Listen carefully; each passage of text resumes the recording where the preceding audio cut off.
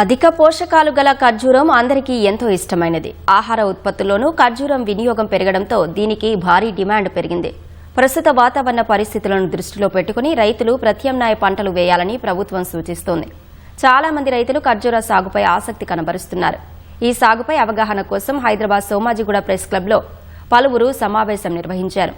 భవిష్యత్తులో ఖర్జూర సాగు రైతులకు మంచి ఆదాయ వనరుగా మారే అవకాశం ఉందని రైతులు అభిప్రాయం వ్యక్తం చేశారు.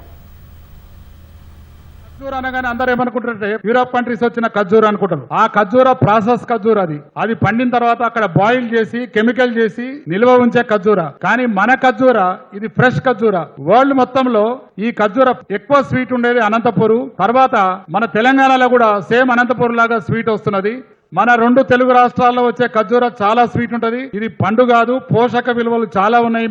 వరి ఒకటే వేసుకుంటా పోతే చివరికి పెస్టిసైడ్స్ చల్లాల్సి వస్తుంది, దానికి తెగులు వస్తుంది, రైతుకు రాబడి కూడా తగ్గుతుంది, భూసారం తగ్గుతుంది. కాబట్టి వేరే పంటలు వేసుకోవడానికి కూడా అవకాశం లేకుండా పోతుంది.